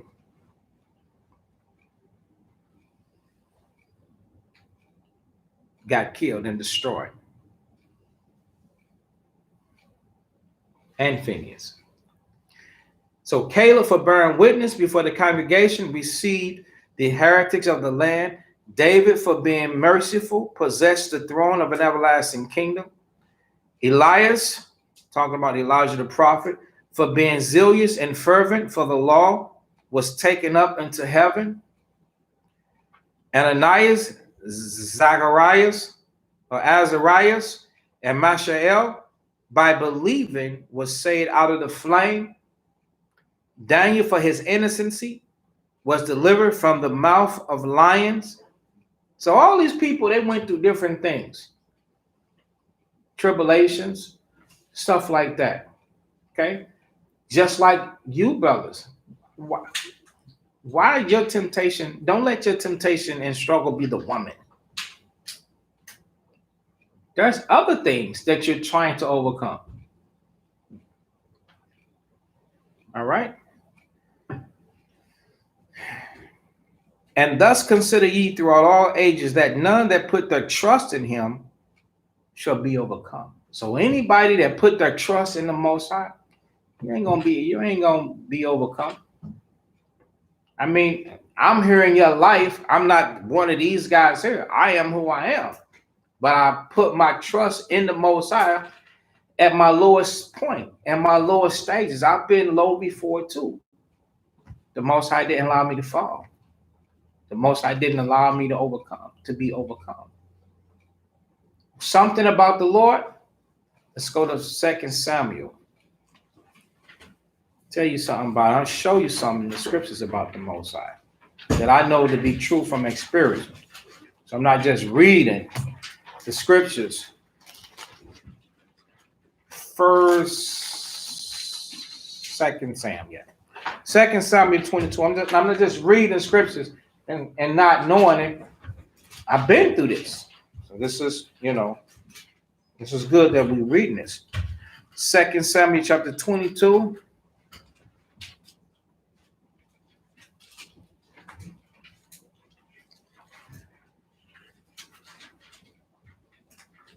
And verse 20. Somebody read that.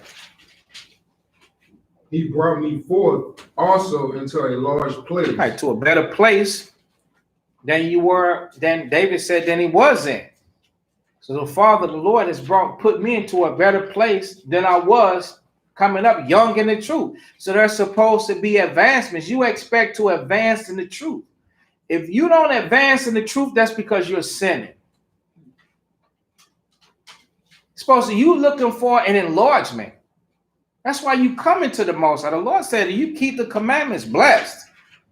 But if you break them, all you're going to start doing is understanding the curses. You're going to start feeling them. They're going to pursue you and they're going to overtake you. And then you're going to feel the destruction on you because you're constantly living in sin.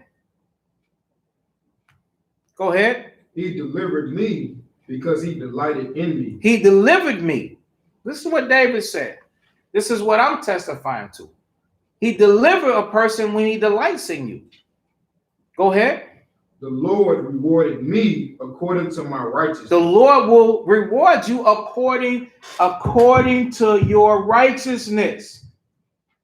Are you dealing righteously or are you dealing you? Asking him to accept this. Go ahead. According to the cleanness of my hands. According to the cleanness of my hands. Go ahead. Have he recompensed me. Have he recompensed. So you got to keep your hands clean. Your doings. Go ahead. For I have kept the ways of the Lord and have not wickedly departed from my God. That's right. That's right. So you got to keep the way of the Most High and don't expect it. Okay, somebody got to tell you the same thing 3 years from now. 6 months from now.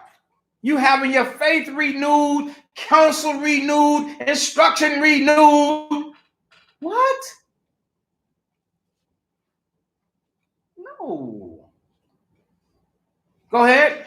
For all his judgments were before me, and as for his statutes, I did not depart from them. I was also upright before him, and have kept myself from mine iniquity. So how many brothers and sisters can say that? We all should be able to say that. I was upright before him and have kept myself from my iniquity. The thing that I know I'm not supposed to do, I have kept myself from doing it. That's when you live in. That's when you understand this truth. When you have power over yourself, you don't let yourself do anything. You through the Spirit of the Most High, you got power over sin. You tell yourself what to do and what not to do. No, I'm not doing that. I'm never doing that. You got to have that power, man, that strength. You have to condition yourself to suffer. You have to condition yourself to deny the things that are iniquity in his sight. Go ahead. Therefore, the Lord have recompensed therefore, the Lord have repaid me. When the Most High see you like that, the Most High's got something for you, man. Therefore, the Lord recompense me. Go ahead. According to my righteousness. According to what I have done. This is not impossible. You have got to get rid of things that war against this. Make it happen. I'm not screaming at you. I'm talking to you. Make it happen. Go ahead. According to my cleanness in his eyesight. That's it there. You got to make it according to his eyesight, not your eyesight. That's the difference. Let's go back. These things are true. I've seen it. I've experienced this. I wouldn't tell you so if it wasn't true. He can help you through the struggle and put you in a better place. You gotta be willing to suffer. You might feel like you're gonna die, you ain't gonna die. Pick up the phone and call somebody. Say help. Whether you got to complain, vent, cry, ask the same question again, it's okay. Charity suffereth long and it's kind. Anybody that's for real about Christ gonna know that, okay, let me regroup. This person needs help. And they're gonna give you the thing that's needed for you to overcome the situation that you need to overcome. Because at the end of the day, we're here for you, not you here for us. The same way that somebody has been there for us and time passed and now we're up walking. We got this thing. That's why I'm saying, okay, I got this. Now I'm here to help you. But you have to understand that. And you got to be done with playing games, lying to yourself, deceiving yourself, confusing yourself, and discouraging yourself. If you continue to do that, that's insanity and can't nobody help you. Okay? So, 1 Maccabees chapter 2, and you get this honor and an everlasting name when you do the work. Nobody's going to honor you and you do not put the work in, male or female. Verse 61 again, and thus consider ye throughout all ages that none that put their trust in him shall be overcome. So put your trust in him. For not then the words of a sinful man, for his glory shall be dung and worms. Today he shall be lifted up, and tomorrow he shall not be found, because he is returned unto his dust, and his thought is come to nothing. Wherefore, ye my sons, be valiant, and show yourselves men in the behalf of the law, for by it ye shall obtain what? Glory. So he's exhorting his sons to continue to fight with him because he's finishing his life. He feels that in his spirit. And behold, I know that your brother Simon is a man of counsel. What makes Simon a man of counsel? Because he himself has taken counsel. So when it says concerning all of y'all, let Simon be your counselor. A person that is excellent in counsel is the person of counsel. How can you tell? Because that person takes counsel to the dot. A mind well instructed. That was Simon. So he said, let Simon be your counselor. Simon is going to remember everything that I taught him to do. And he's going to remind you over and over what you should do. Okay? Give ear unto him always. He shall be a father unto you. So among them, Simon was the elder. He was the father. He's going to make wise decisions based upon the laws of the Most High. So Mattathias, when he died, he was not sorrowful. According to Ecclesiastes 30, he have left one that was like himself. This is excellent. This is beautiful. This is what we all should be seeking. This is how you want to build your house, man. This is how you should want to build your house where you lay down, you're like, I'm good. They got this. They got this. But this takes sacrifice. And as for Judas Maccabeus, well, he had been mighty and strong even from his youth up.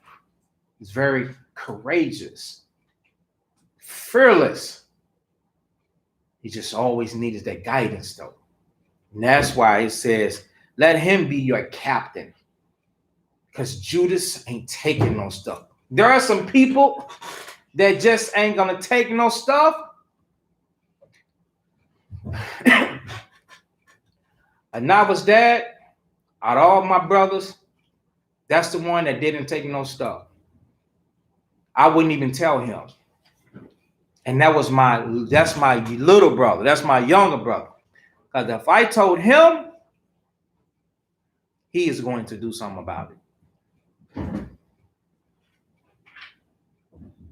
Whether it's subtle or reckless, most likely probably reckless. So, yeah. And fight the battle of the people. See, Dad wasn't scared of nothing. Your pops wasn't scared of nothing. I wasn't scared. I'm thoughtful. I'm like, I ain't finna go to prison. Well, he wouldn't think about prison. He like, we're gonna handle this. I'm thinking about, well, I don't want us to go to prison. He think, I ain't thinking about that.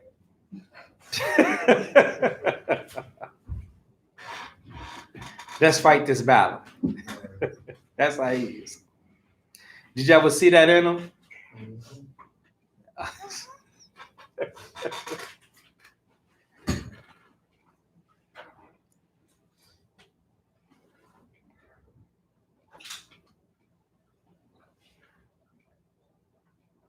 Okay, I had a thought.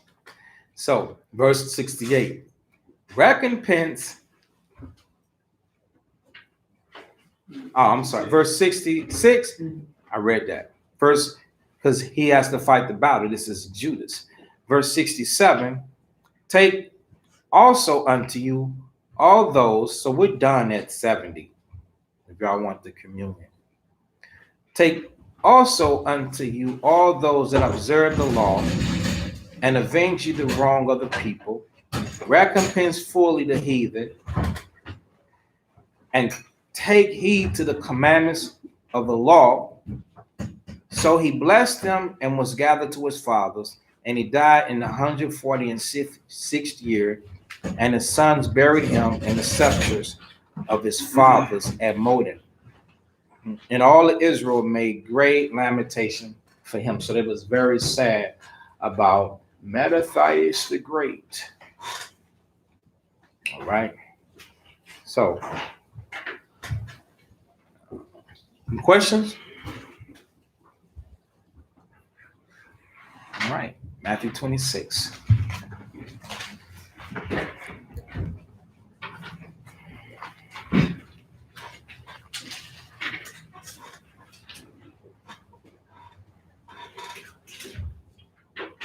Okay.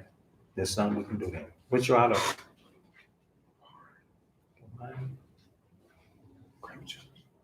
That should be about when they come. They might be hot, but still. Yeah, if it's hot, still serve it here.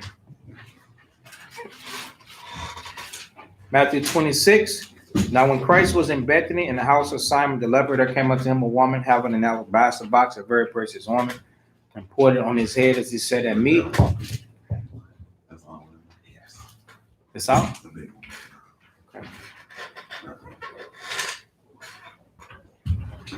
Well, you want to run and grab it? Good shot.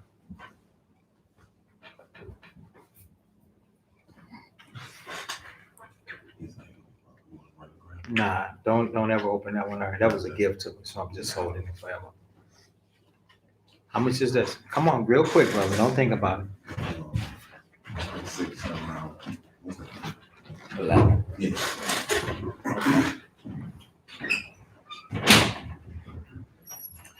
All right.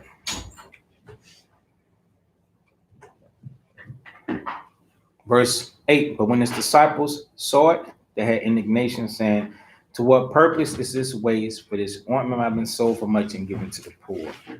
When Yahushua, whom the word calls Jesus, understood it, he said unto them, why trouble ye the woman? For she hath wrought good work upon me, for ye have the poor always with you, but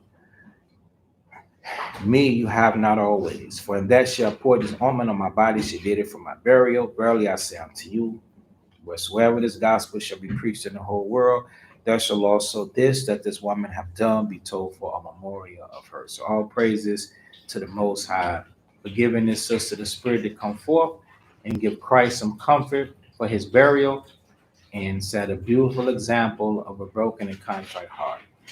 Okay, so his sister turned from sin. That's a beautiful thing. At the preaching and teaching of Christ. And now this thing is an example for us to see. All right. So now the communion in 1 Corinthians 11 and 23. All repentant Israelites should be taking the communion. All right. Something else that Christ said to do.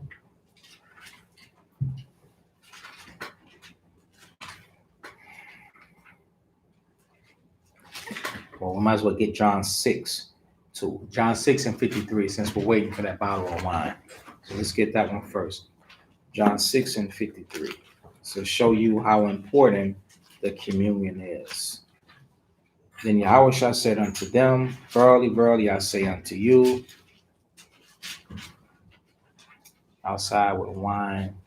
Okay, well, Yeshua went to grab some wine also. When he come back, just give that bottle to him. Then we got 2 bottles. All right, thank you. Except you eat the flesh. Now check this out, Israel. So what if a person says, I don't want to do that. I don't want to do that. It says, except you eat the flesh of the Son of Man and drink his blood, you have no life in you. So remember, when we read Corinthians 11 and 24, when he had given thanks, he broke it and said, take, eat, this is my body. So Christ said, if you don't do this, you have no life in you. So now, see, how can I explain this to you? What is he referring to?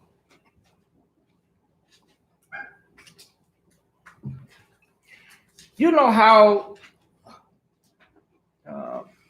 things rub off on you, or like, what was that? Corinthians 15 and 30 something 4, evil communication, corrupt good manners, right? So righteous communication will bring forth good manners. So this is a place of the unity, the fellowship, the communion of Christ, the breaking of bread and stuff like that. And in this sanctuary full of righteous brothers and sisters, men, women, and even our children are good children. Okay? So in this place, you're going to see how to treat a woman. You're going to see how to treat sisters. Women will see how to be wise, see how to treat a man. You're going to see how to raise your children, how to correct them, how to, instruct them, brothers, on how to dwell. So you're going to see those things. So if you are not coming, if you're not fellowshipping, Christ said the life that you need to have is not going to be in you. And that's why you see so many people that don't fellowship, You hear a lot of bugged out stuff coming from them, and they have a lot of bugged out actions about them. So is that really the life where Christ said he's the truth, the way, and the life? Is that really the life? That's not the life. So he said, if you don't take this flesh and drink it as blood, you don't have no life. This is the life that the Lord is trying to get you. He's trying to get this thing to rub off on you through communication, through friendship, through fellowship. Okay? So now, verse 54, whoso eateth my flesh and drinketh my blood, and now you can get that from the water outside and start pouring. I didn't think of that. Yeah.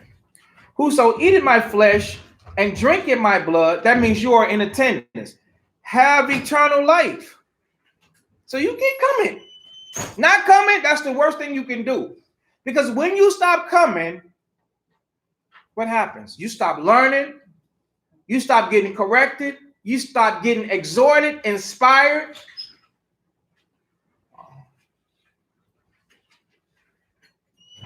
These things, they stop happening for you.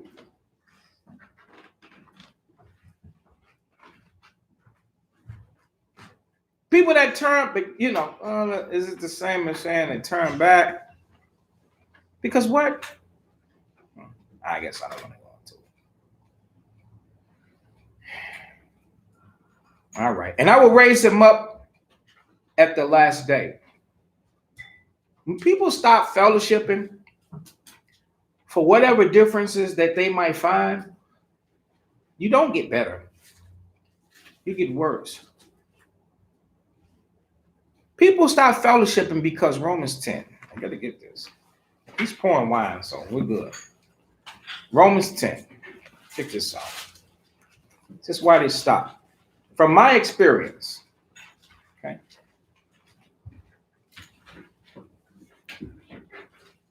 Romans 10 and verse 2. It says, for I bear them record that they have a zeal of God, but not according to knowledge. But they've been ignorant of God's righteousness and going about to establish their own righteousness. That's what happens. People say, oh, I don't agree with this. I don't do that. You know, whether it's the way you groom yourself, the way you eat, job, marriage, you know.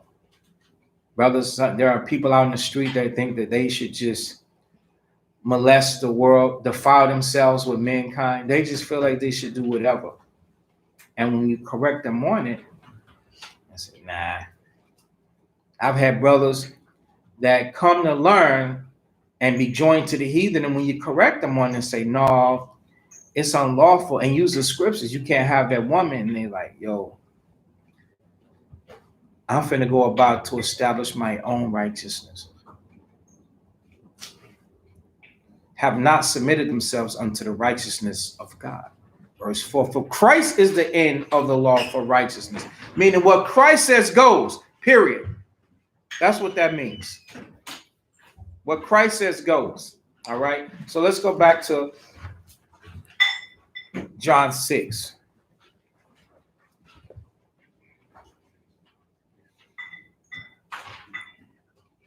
Whoso eateth my flesh and drinketh my blood have eternal life. We read that, verse 55. For my flesh is meat indeed. So what you're learning here, he said, that's good for you. That's meat indeed. And my blood is drink indeed. These things give life. He that eateth my flesh and drinketh my blood dwelleth in me, and I in him. This communion is saying, okay, I'm standing in Christ. Because a lot of times you might feel convicted, but sooner or later, we're going to teach you how to overcome those self-evictions and mental condemnation to the point where you ain't going to feel condemned no more. You're not going to feel those self-evictions anymore. And now you're going to feel like, you know what, I am doing it. I am in Christ, and Christ is in me. You're going to actually feel the presence of the Most High. All right? As the living Father have sent me, and I live by the Father. So Christ said he lives by the Father. He don't live by him. What he think and how he feel, he lives by the Father. So he that eateth me, even he shall live by me. So Christ said, live by me. Live by following my examples. This is that bread which came down from heaven. Not as your fathers did eat manna and are dead. He that eateth of this bread shall live forever. Christ said, if you deal with him, guess what? You're going to live forever. Now, let's go back to 1 Corinthians 11 and now 23. For I received of the Lord that which also I delivered unto you, that the Lord Yahushua, whom the world calls Jesus, the same night in which he was betrayed, took bread. And when he had given thanks, he brake it and said, take, eat, this is my body which is broken for you. This do in remembrance of me. After the same manner also he took the cup when he had supped, saying, this cup is the New Testament in my blood. This do ye as oft as ye drink it in remembrance of me. For as often as you eat this bread and drink this cup, ye do show the Lord's death till he come. Wherefore, whosoever shall eat this bread and drink this cup of the Lord unworthily shall be guilty of the body and blood of the Lord. But let a man examine himself, so let him eat of that bread and drink of that cup. For he that eateth and drinketh unworthily, eateth and drinketh damnation to himself, not discerning the Lord's body. For this cause many are weak and sickly among you, and many sleep. For if we would judge ourselves, we should not be judged. How do we judge ourselves? Let's stop sinning. That's how you judge yourself. Okay.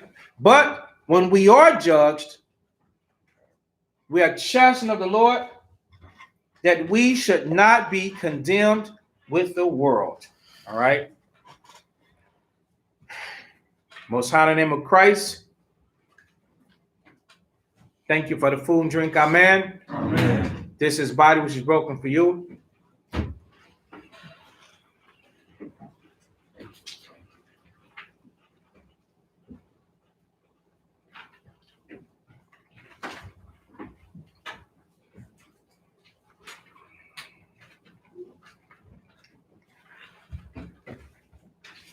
Okay, this is his blood.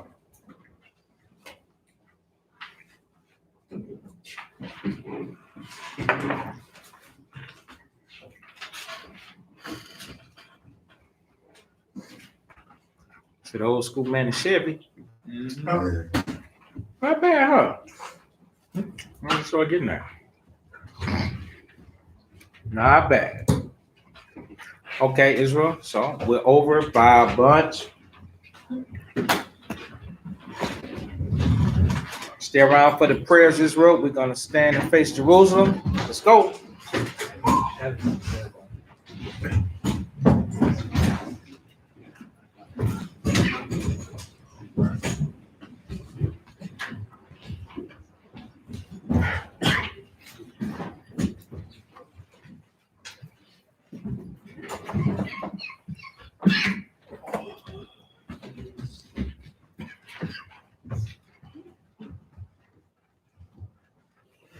Okay, Israel.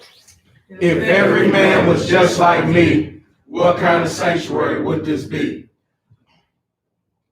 The Lord's Prayer, Matthew 6 and 9. Our Father which art in heaven, hallowed be thy name. Thy kingdom come, thy will be done in earth as it is in heaven. Give us this day our daily bread, and forgive us our debts as we forgive our debtors. And lead us not into temptation, but deliver us from evil. For thine is the kingdom and the power and the glory forever. In Christ's name we pray, amen. Amen. The laborer's prayer, Luke 10 and 2. Therefore said he unto them, the harvest truly is great, but the laborers are few. Pray ye therefore the Lord of the harvest, that he will send forth laborers into his harvest. Bless you, Most High, King of heaven and earth, and all things, Most High, in the name of the Christ. Send more disciples and teachers to your harvest, to gather your people Israel, and send counsel behind your laws, to stand before thy people Israel. Give to us strength to break down our lives with thy word. In Christ's name we pray, amen. Amen.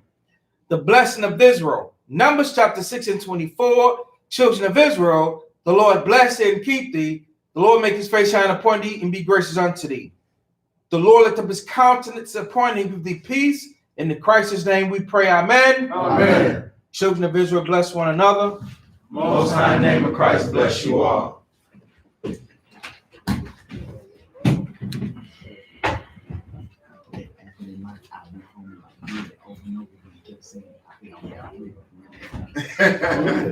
just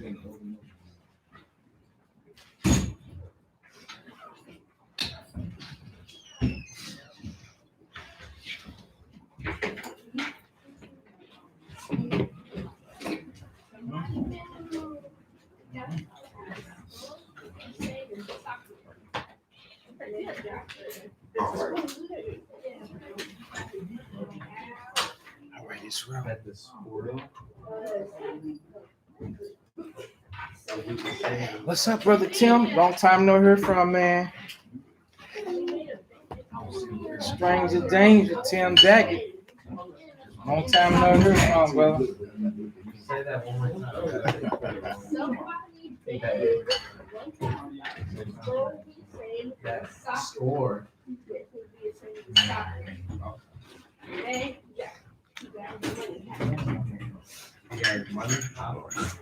Yes, sir.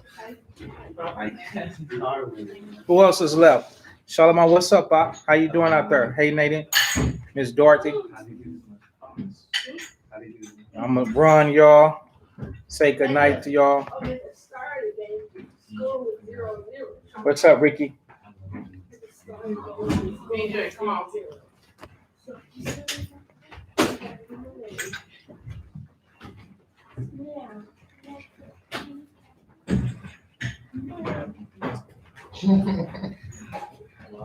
Been working overtime. All right, brother. So I'm gonna let y'all go. Anybody need me, inbox me, all right? Shalom. All right, Israel, I'm gone. Peace. Shalom.